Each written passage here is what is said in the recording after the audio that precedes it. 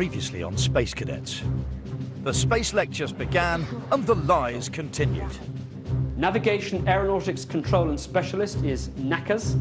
So how's NACAS spelled? N-A-C-A-S. Navigation, Aeronautics, Control and Specialist. Minsky's exploits and heroic status led to the naming of the city Minsk in her honor. Did you know that? No. An entire city is named after this. Earth Orbital 1 to Capcom Grimps. I can see Rambo and the Fonz doing a high five. Perfect. Welcome to Space Cadets. It's Saturday night. It's a very, very cold night here in Suffolk. In fact, we've really been helped by the weather into sort of fooling our Space Cadets there in Russia, because the last thing we could have done with is an unseasonably warm winter, in terms of them thinking it's Russia, but it's freezing cold, right? Yeah, well, they're saying yeah, but it is very, very cold. There are the Space Cadets, live in the barracks. That's Charlie, the actor, just chatting away with, talking to Kerry there, getting quite cosy. In this room here, I don't know if you can see this, they've turned the lights all out because they're having a bit of a disco. They've got the CDs out, and they're already starting to party there, just drinking away. Probably, actually, I hope that... they've been on the vodka, actually, which seems to be very, very, very cheap and plentiful here.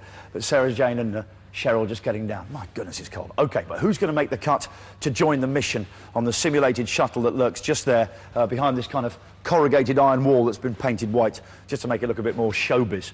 That mission's getting closer and closer, and we can officially start the countdown tonight. 172,800.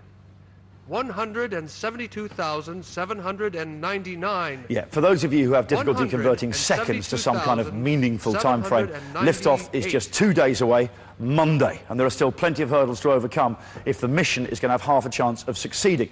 Now, top of that list is gravity, or more specifically, coming up with a good cover story to explain why the cadets will not experience weightlessness in the shuttle, the big thing of space travel. Now, hurdles don't come much higher than dealing with zero gravity. You see, weightlessness is a pretty rare commodity in Ipswich. In Norwich, no.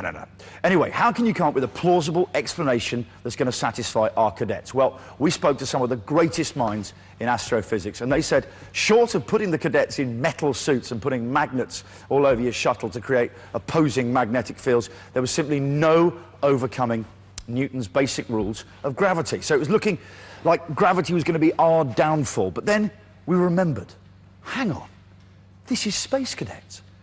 We can tell them what we want. So that's just what we did. We sent in a fake rocket scientist to tell them the laws of gravity have changed. Easy.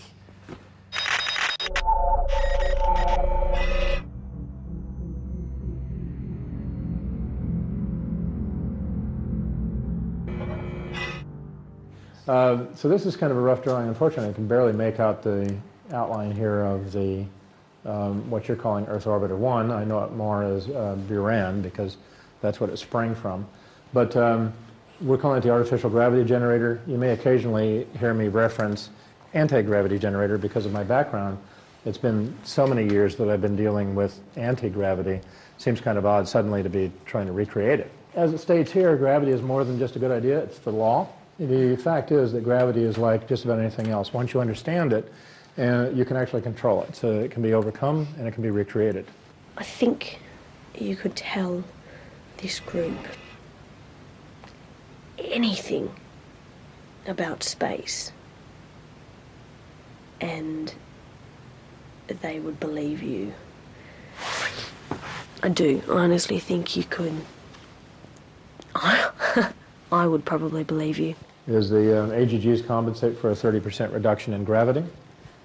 One of them is in each of the 3 living compartments, and they overlap to compensate for weakened forces at the outskirts of the individual fields.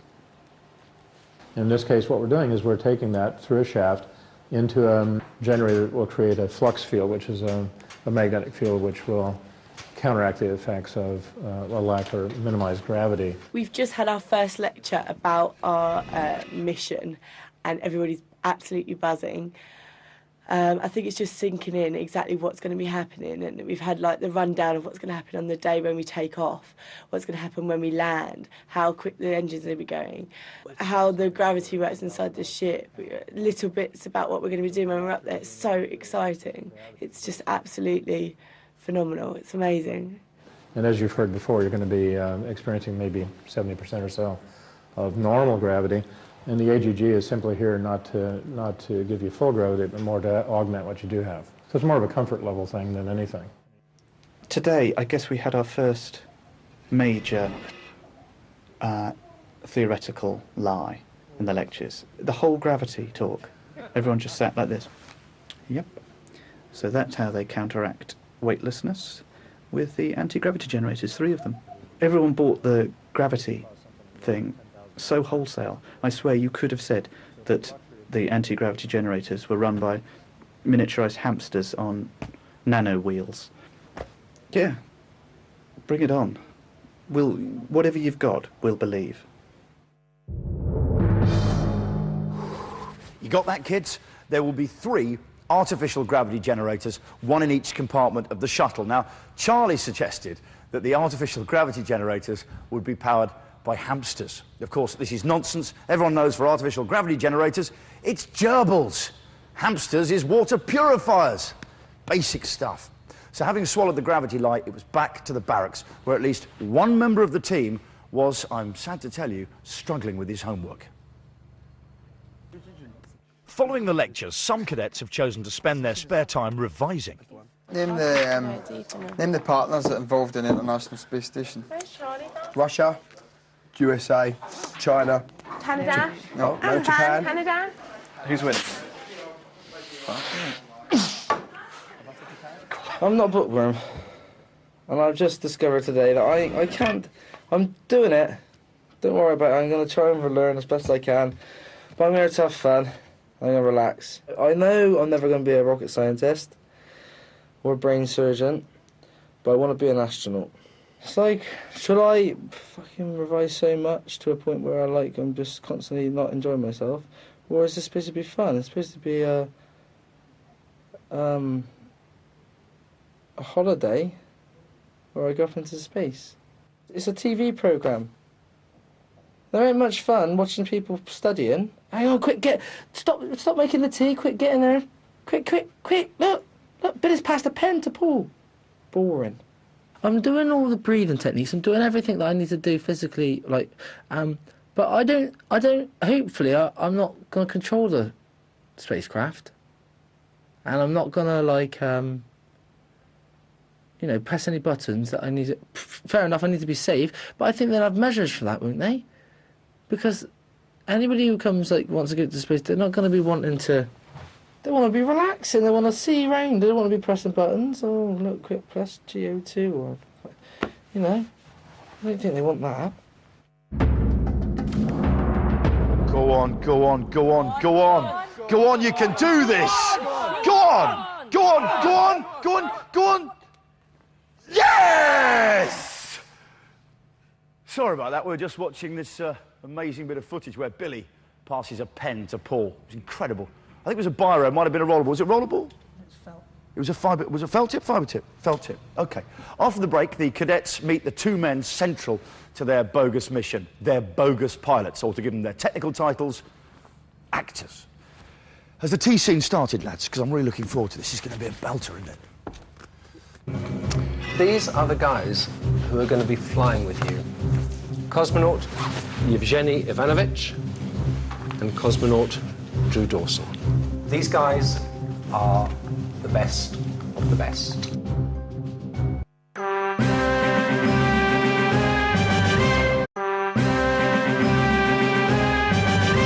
Welcome back to Space Cadets. Now, in a moment, we'll be going back into the lecture rooms, but first, a little lecture of my own. Firstly, permission. We have the permission of all the cadets' most trusted friends and family to play this hoax. Secondly, rewards. All the cadets will not only receive a wad of cash, but when this charade is over, we'll be true to our word, and they will be flown to Russia for real, where they'll be trained by genuine cosmonauts before experiencing a genuine zero-gravity flight. And finally, Deviation. We have a game plan, do not deviate from it. For example, if you're a set designer posing as a space travel expert, stick to the script and don't try to improvise or do it on the hoof. Specifically, if the mission commander has organised a surprise party, keep it a surprise. Ditto surprise spacewalks. And finally, and this is crucial, in fact, it's a word 2 levels above crucial. I don't know what that word is, but it's bigger. Don't tell the cadets they're in England. You know? To illustrate these points, here's a short film for you.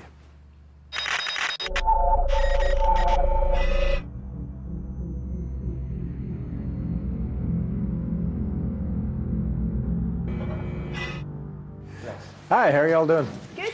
Yeah? Thanks. Yeah, I wish I could say I was. They've been running me ragged. So it's kind of draining, so bear with me if I'm a little slow tonight. I probably am going to have to pass on tonight's party, which is kind of a shame. I mean, I wish I could be there. Tonight's party? Yeah, that was supposed to be a secret, Brick. Was that a surprise party? I think so. Don't worry, seriously.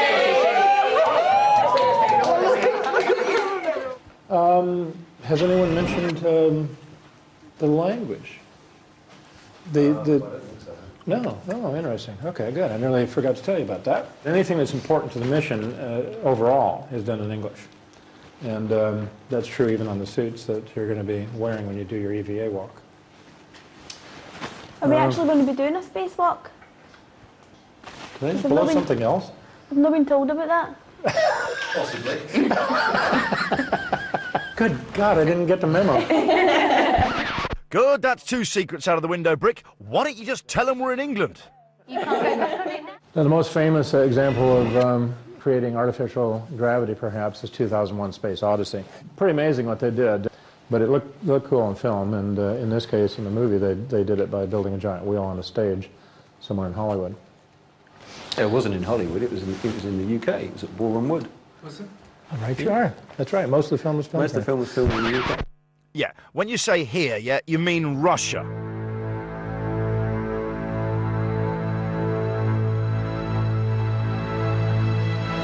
Thank the Lord for mumbling.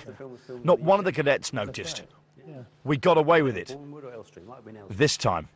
Well, we always say, Hollywood's kind of generic.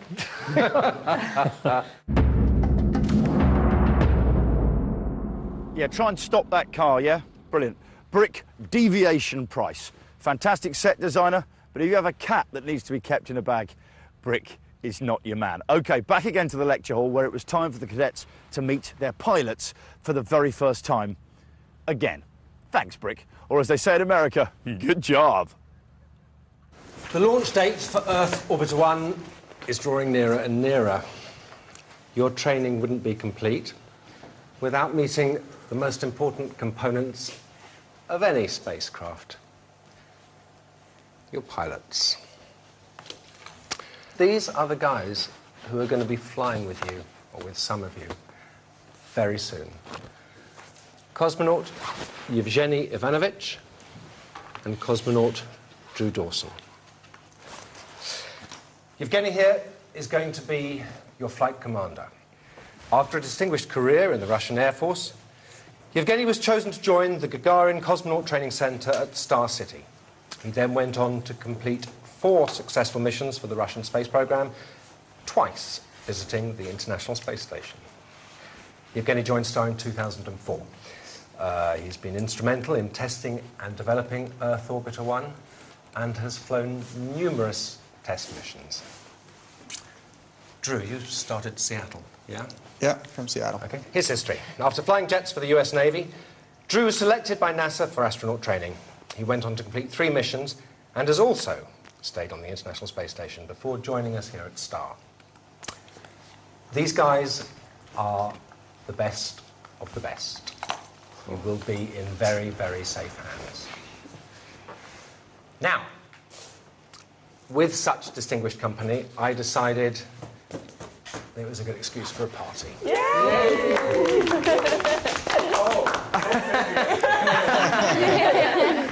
Really? You've been working really hard, and tonight, and I mean this, work is banned. Yay! However, there are rules. This is a night off for all of us. You may not talk about work. And that includes, you may not talk about your lectures or your training. We want to get to know you guys better. That rule was made because we don't want our actors being asked any difficult questions they might not know the answer to. Hopefully, your barracks should have changed slightly. And we should maybe gently make our way over there for a drink. To kickstart the party, an assortment of Russian food has been laid on, including a Star Mission favourite, the Gherkin Globe. No wonder there's a nice smell.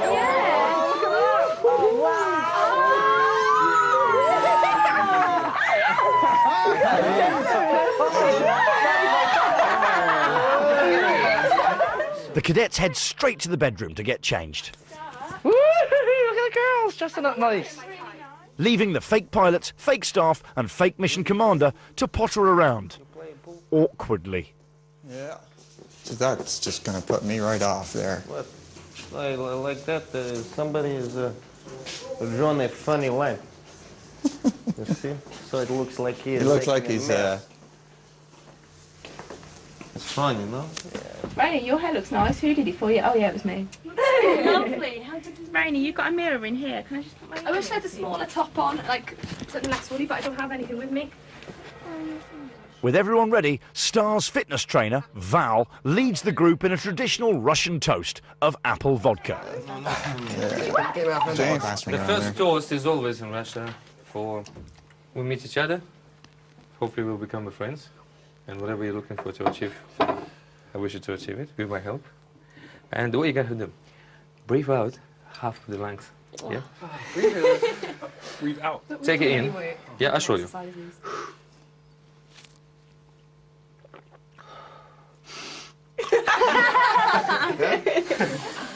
I'm not smelling a gherkin.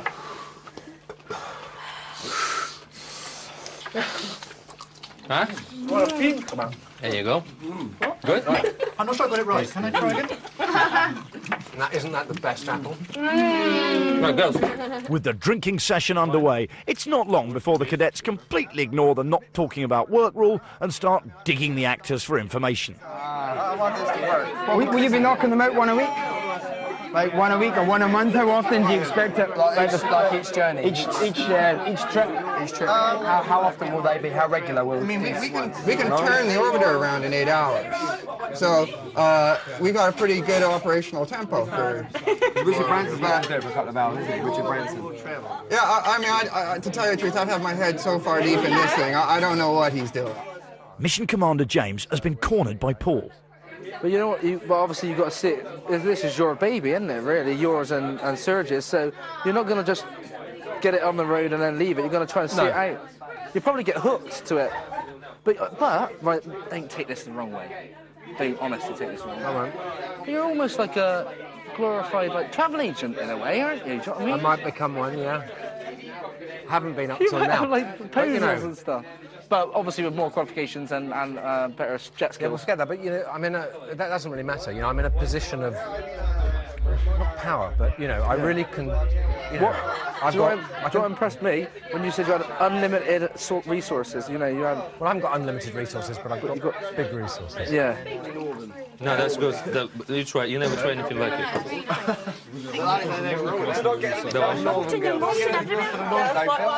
Drew, who in reality is part of a London-based improv group, is in full swing. After a while, you know, you kind of get bored going up and Shut up!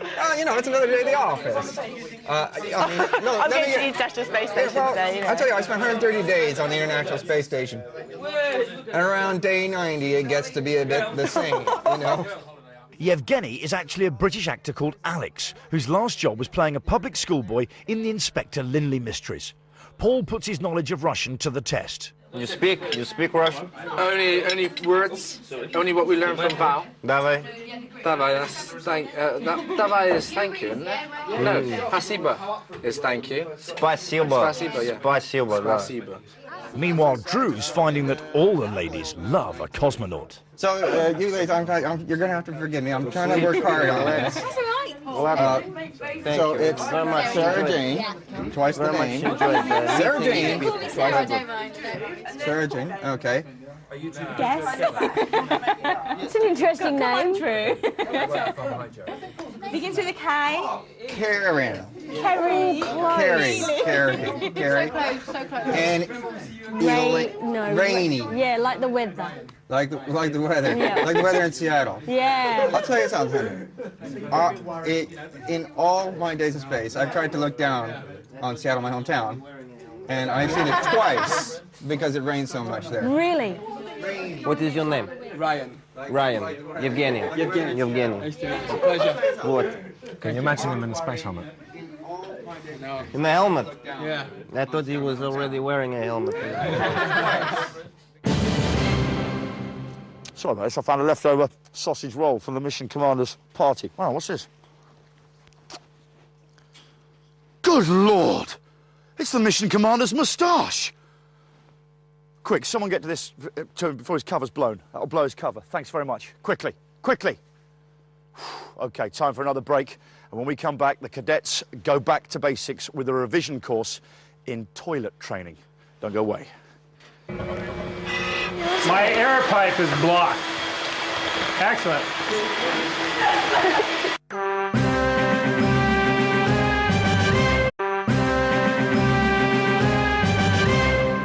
Welcome back to Space Cadets. Work is still going on the shuttle, as you can see, to get it ready for the mission, which is on Monday, 48 hours' time. There are the lads there working away. There's someone tapping with a hammer. And there's a foghorn there, which, don't know why they've got it, but it's good. And someone over there just working with wires. Are we going to be ready on time, fellas? Fantastic. Anyway, back to the lecture hall and time to deal with the most frequently asked question about space. It's not, is it infinite, but how do you do a poo?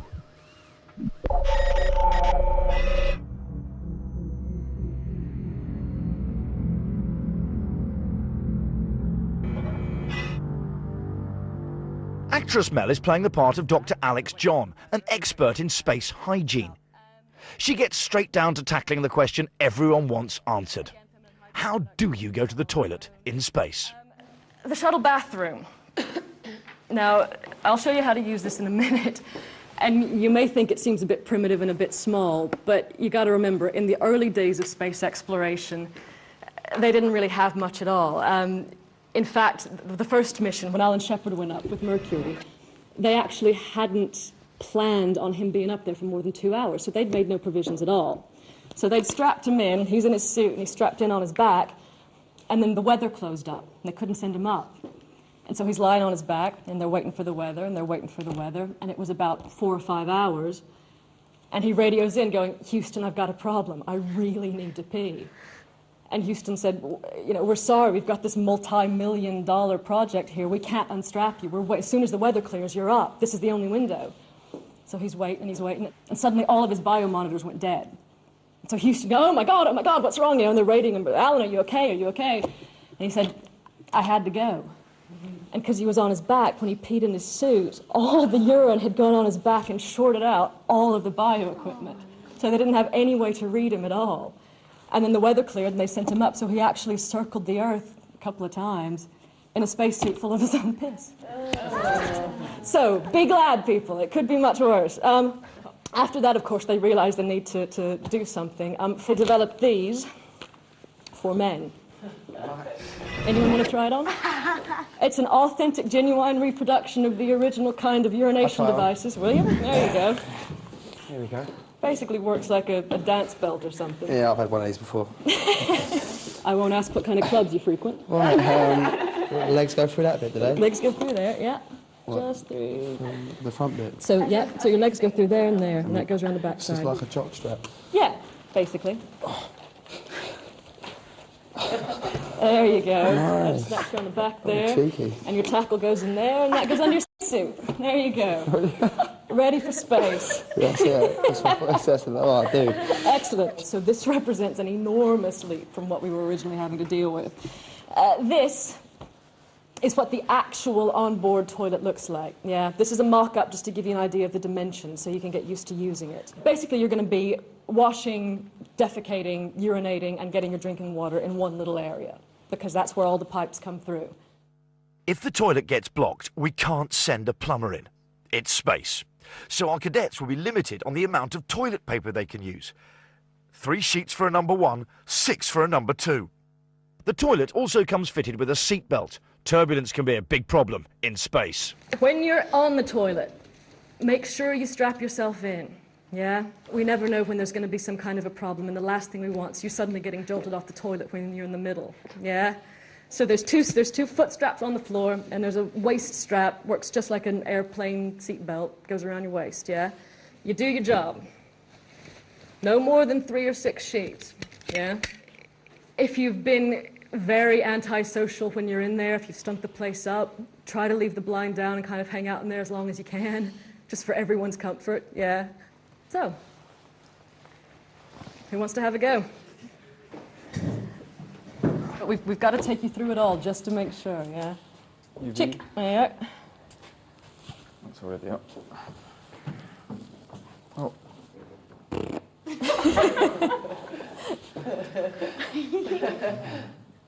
Yeah. You went like that, you take a look. Yeah, you've just completely destroyed the mission. You've blocked up the toilets. We're going to have to go home. 1, 2, 3. Yeah. 1, 2, 3. Flush. Yep. And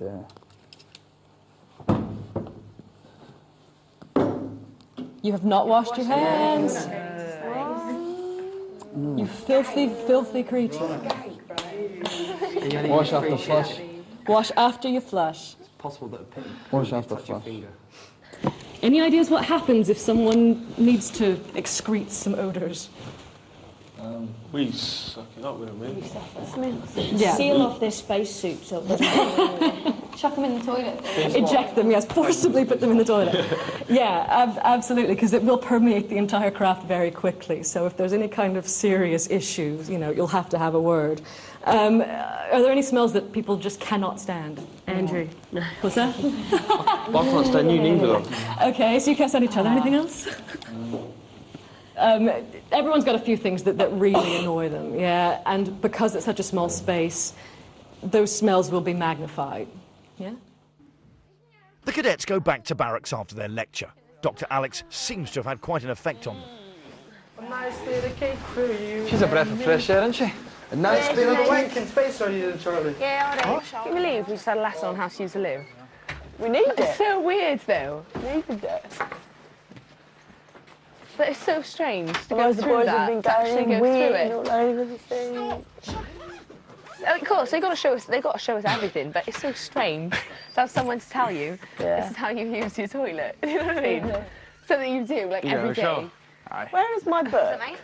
It's weird to have someone tell you how to go to the loo, I haven't seen my book in about a week.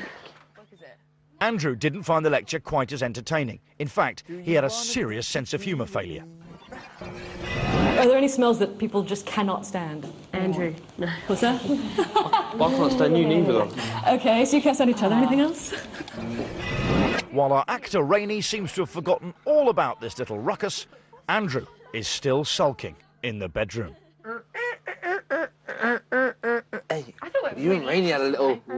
She's an idiot, right? No, I didn't. She took the fucking piss, like, on camera as well. She's an idiot, man. I didn't find out one bit funny what Rainey said. I don't even talk to the girl, so why is she saying stupid things like that? That pissed me off, man. I want to get pissed off, man, but for saying that, that's not funny at all. Don't worry, no, she was only joking, mate. No, if I said about her, you know what I mean? It's different, man. If I said, oh, I don't like Rainey, people look at me and think, why would you want to say that? You know what I mean? I thought it was a bit odd. No, that's not really funny. I don't think she said she didn't hate. I don't think she said she I hated. think she meant anyone you don't like. she She meant didn't. your farts. Yeah, she meant that.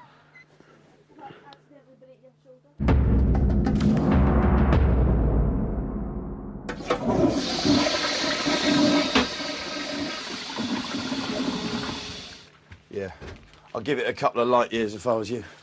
It was a vacuumed tandoori for 2 persons. OK, last time we saw the cadets, Andrew was in a huff with Rainey.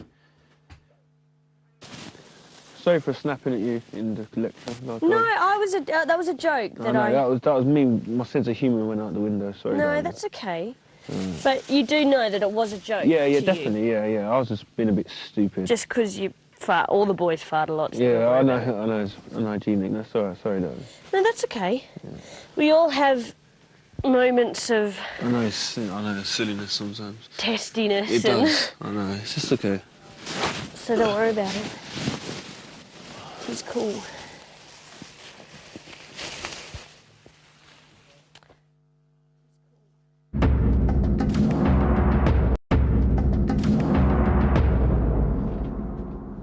I'm glad they've cleared the air, but I have to say, Andrew did seem to have a bit of a sense of humour failure. Anyway, I'm in the shuttle, and this is what all the best-dressed space cadets are wearing this season.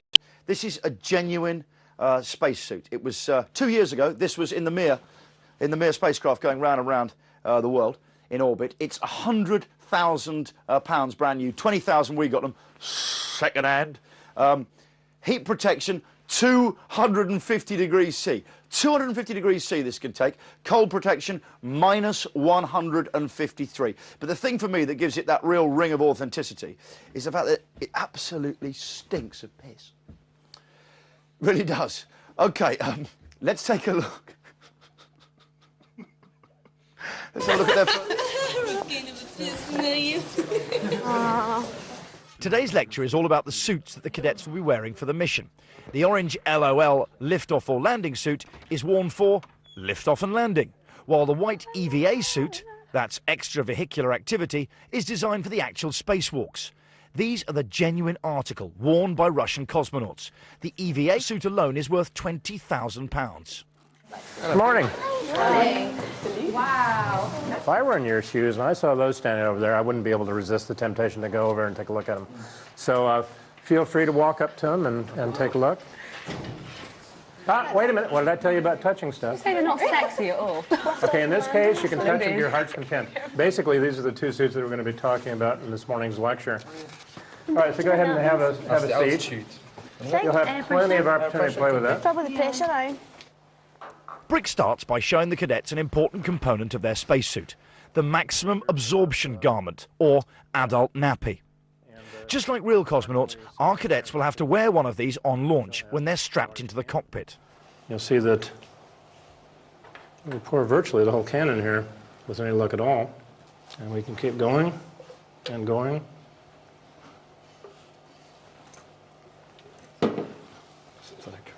Pretty amazing. So far unimpressed, Billy volunteers to try on an EVA suit. But first, he must adorn an all-in-one lycra body stocking. Believe it or not, real cosmonauts wear a similar thermal garment under their spacesuits. But we got ours from a fetish website. So now you know where the superhero outfits came from. This is really scary, I gotta tell you. I couldn't, you're a brave man. Star's admin assistant, Nikolai, actually one of our extras, helps Billy to squeeze into the suit. At 6'1", he's a good 6 inches taller than the average cosmonaut. First we do your legs. Okay. So try to work like your trousers. Yeah? My shoulders are too wide. Did you... Yeah, you've got to get it. Now, wouldn't that be a chick magnet if you were out at night? Yeah. That'd be the best fancy dress costume in the world, though, wouldn't it? Okay, let's walk around. Don't walk too much around the floor, but do a little moonwalk. Can you do a little thing? Custom made for you. It feels good, though. Doesn't it make you feel manly? Oh, it looks really exciting. Good job. I can't stop smiling. It was just amazing. Can you imagine being in space, floating around with a wicked spacesuit on, man? Them things cost bucks, I'm telling you. They must cost bucks to make. The girls are next to try on the body stocking and nappy combo. Oh, it makes it look bigger than what it is. Yeah! Oh, dear. It makes your bum look bigger than what it is. Okay. Oh my God, I'm just getting new out. That was quite amusing. I felt like very rude, wearing this white suit, really tight-fitting, and I was obviously a bit self-conscious of my womanly bits. Every day we push the boundaries just a little further to see what we can get away with. But this might be a step too far. Do you know why you're doing this? No. Okay, you're stretching. You're stretching your muscles, you're stretching your body, getting more limber. So that when it'll make it easier. You saw how difficult it was for Billy to get into the suit? These exercises are completely made up. Still, loving the body stockings.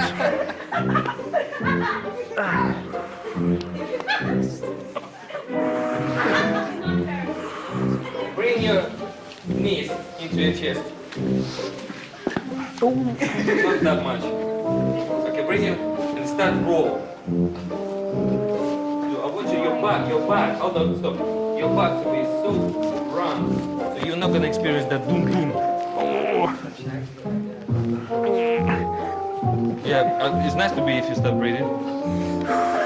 I thought they looked quite rude and maybe a little bit sexual in a strange sort of way. What is going on?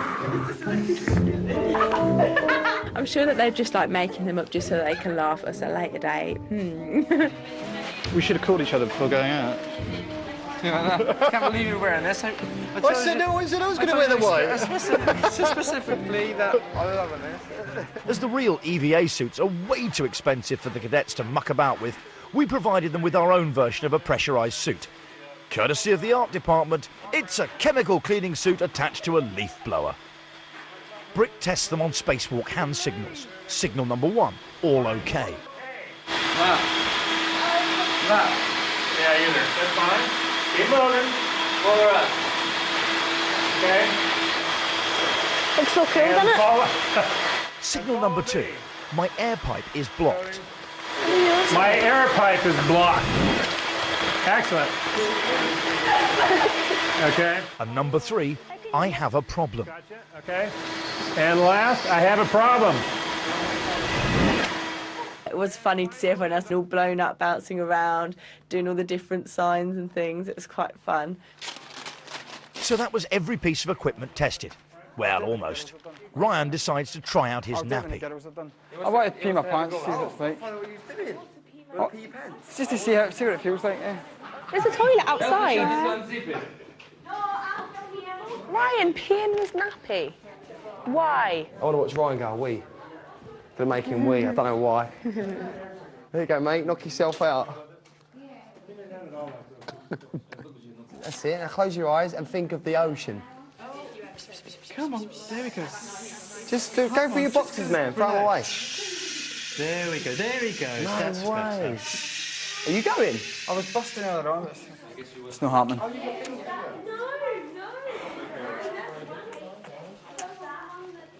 Let's have it. There it is. Planet Earth, our home, the world. Actually, if you look very carefully, you can see Hadrian's Wall. So, did they rumble that nonsense? Well, it certainly raised a few eyebrows. Have a look. That was hilarious. We was doing this exercise and everything. And I started to think, now they really are taking the piss. now.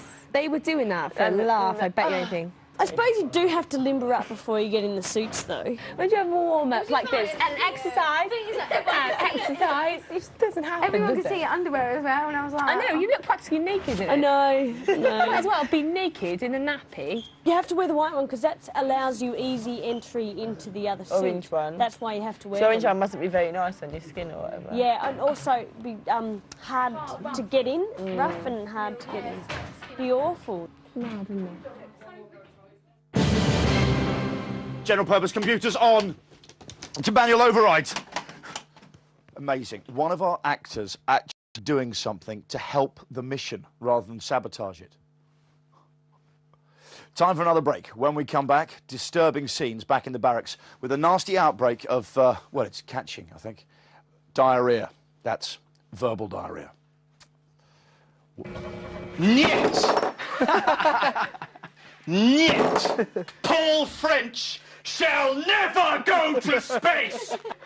You fucker, Johnny! You absolute fucker!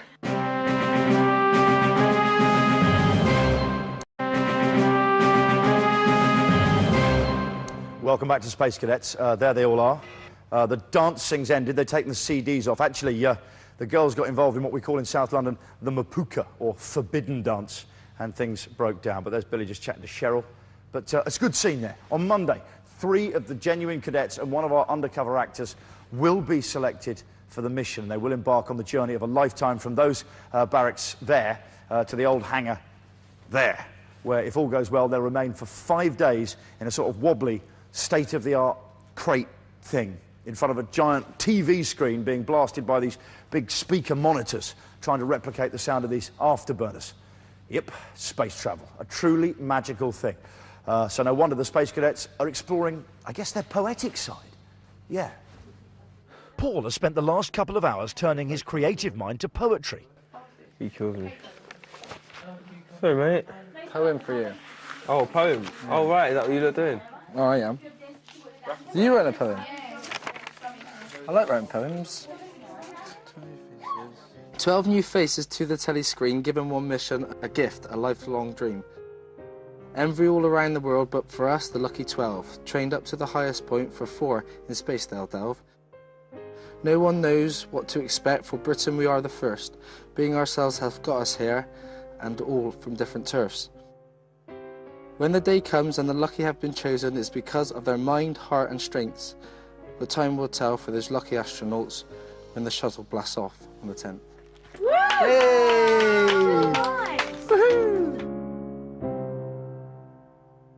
Step off the shuttle. Just 3 hours later, and Andrew's next to try and wow the group with a poem. Tension so thick, yet so hard. We wait for the day when James comes in and calls out 4 names from a card. Whoever doesn't go, you've got to take it like a pro. Smiles or anger upon your face. We compete against 1,000 people to get here in the first place. That's good. That's very good. Cheers, mate. Very good, mate. I'll wait yours, Bill. What is going on? They're meant to be at each other's throats as they jostle for position for the mission, but instead they're getting rhymey all the timey. Perhaps we got the concept of this show all wrong, and we should have recreated the Hay on Wye Book Festival in, I don't know, Moscow. Anyway, we were yet to hear from actor Charlie. Now, his undercover story is that he's a poet, which I have to tell you I thought was a pretty poor one that they'd see through quickly, but they haven't. But theoretically, and to keep that story going, his poem ought to be good. As I say, it ought to be good. This poem was inspired by that picture of the owner, no, not of Minsky, but of the owner of Star, Sergei Boschov. Okay. Niet! Niet! Sergei Boschov clumps a wizened fist upon the supper table. Niet! Niet! Niet! What is niet? No. In Russian. Yeah. His eyes blaze like Skylab, and his tiny wife wipes pickled cabbage from her face. Sergei speaks. By the 63 moons of Jupiter, 4 of which were visible to Galileo, it shall never happen. Outside, a Russian grebe squawks over the still warm body of its mate, and Sergei crosses himself in the manner of a Crimean nun. His tiny old wife cowers behind the cabbage pot. This I swear, shrieks Sergei, that Paul French shall never go to space!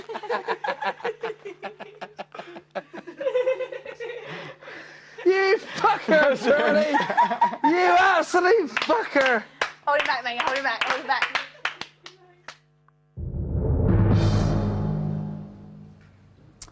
There you go. A little bit of culture and a lot of bollocks. On that highbrow note, that is about it for tonight. There's the gang there, still in their barracks, still chatting away. As I say, they were in the middle of a wine-fueled dance party, but that seems to have ended now. Billy just pontificating on the world, amusing Cheryl, who was shaking her thang earlier, looking good. And there's, of course, the shuttle, lest we forget. Tomorrow will be one day closer to blast off in that shuttle, if indeed we ever get that far. I say that because there is a disturbing case of sleep talk in the dormitory. Forward.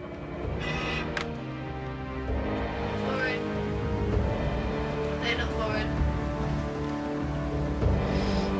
They're not forward.